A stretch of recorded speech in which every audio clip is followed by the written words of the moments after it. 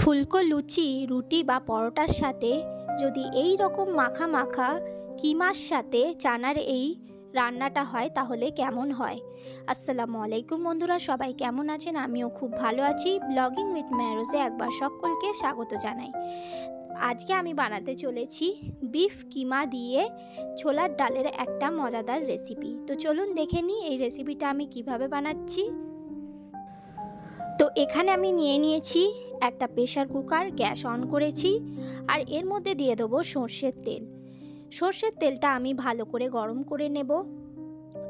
সর্ষের তেলটা গরম হয়ে এসছে, এবার এর মধ্যে আমি দিয়ে দিয়েছি আধা চা চামচ গোটা জিরে আর দিলাম একটা শুকনো লঙ্কা।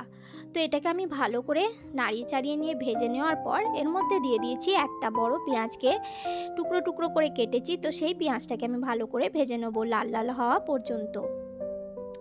তো এখানে আমার পেঁয়াজটা হালকা লাল হয়ে গেছে। এখানে আমি দিয়ে দিচ্ছি আদা ও রসুন বাটা 1 চা চামচ। তো দুটোকে ভালো করে আমি মিক্স করে নেব যাতে আদা রসুনের যে কাঁচা গন্ধটা থাকে সেটা চলে যায়। এরপর আমি দিয়ে দিচ্ছি 1 চা চামচ হলুদ গুঁড়ো, নুন দেব স্বাদ অনুযায়ী, আর আমি এর মধ্যে দিয়ে দিচ্ছি কাশ্মীরি রেড চিলি পাউডার। এতে কি হবে, আপনার তরকারির কালারটা খুবই একটা সুন্দর কালার আসে আর একদমই ঝাল হয় না। এতে বাচ্চা বুড়ো সবাই খেতে পারে। এরপর আমি এর মধ্যে দিয়ে দিয়েছি একটা ছোট টমেটো কুচি। এবার আমি এই দেখুন ছোলার ডালটাকে আমি ভিজিয়ে রেখেছিলাম, তো সেটাকে আমি ভালো করে ধুয়ে নিয়েছি আর সেটাই আমি এর মশলার মধ্যে দিয়ে দিচ্ছি। এবার আমি মশলাটা ভালো করে কষিয়ে নেব। আর এখানে আমি একটু টুকরো করে কেটে রাখা আলু দিয়েছি। যে কোনো তরকারিতে একটু আলু না দিলে যেন ঠিক মনটা ফসফস করে, কি বলেন আপনারা? আমার তো আলু ছাড়া চলে না, তাই আমি একটু আলু দিলাম।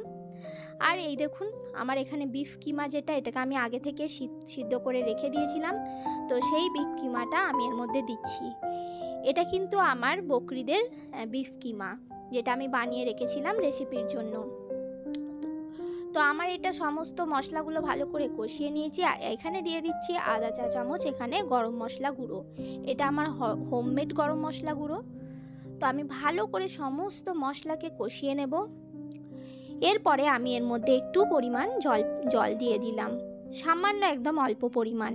এবারে আমি ভালো করে এটাকে নাড়িয়ে চাড়িয়ে নিয়ে প্রেসার কুকারের ঢাকনাটাকে বন্ধ করে দেবো।